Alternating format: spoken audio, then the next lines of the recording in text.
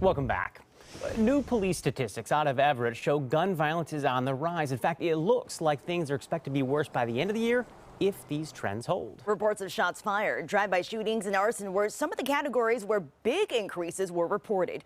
Fox 13's Jennifer Dowling joins us to break down the numbers and share the real-life impact of violence in this community, including one Good Samaritan left shaken by gun crime that came within inches of claiming another's life.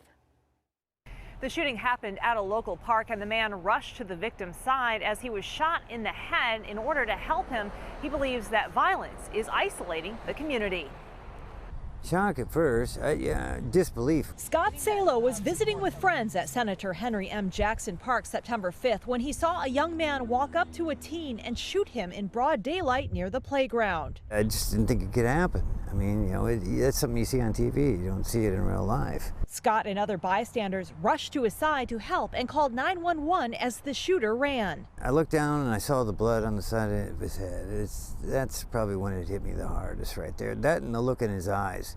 I mean, he was terrified. I mean, he was. And he did say, it's like, I don't want to die. Scott says EMTs rushed the teen to the hospital with a head wound. Everett police say the shooter is still on the loose. And you looked at the kid's face.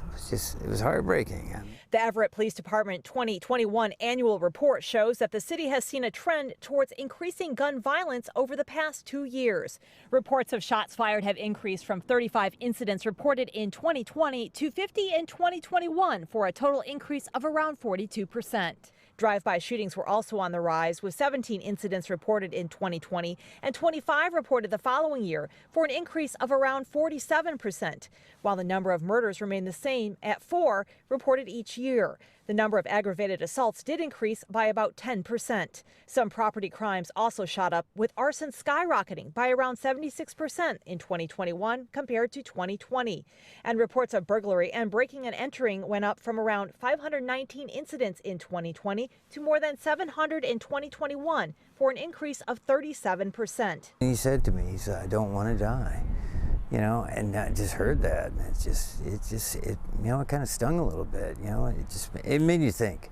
It's like how fragile life is and how fleeting it can be. Scott is reflecting on his own experiences and feels crime changes the nature of community. If anything, I would say people are a little more apprehensive. I'm a little more standoffish. I grew up here, and so you used to walk down the street and people would say hello to you, how you doing, that sort of thing. And nowadays people, they don't do exchanges. They just kind of stare at the ground or look through you or past you and just keep on walking. The report comes on the heels of a presentation in August of this year that anticipates that some crimes are on trend to rise even higher in 2022. In a City Council public safety briefing from August 17th, Everett Police Chief Dan Templeman noted that crime was being impacted by the pandemic, fentanyl, firearms, and state law changes. The presentation also noted that violent crime was on the rise, adding that shootings, guns, and gang offenses are increasing.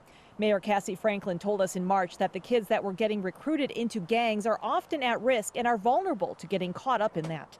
The mayor says when you give kids meaningful pathways, they do not get caught up in the violence. She says they need to have the resources to do better by these kids. She says they have seen an uptick in violent crime since the pandemic in Everett. The mayor has also said that the city and police cannot do this alone. They need the support of the public and the community in order to end the cycle of violence. The police chief also says that part of the process will be to engage with the community and with youth. Reporting in Everett, Jennifer Dowling, Fox 13 News.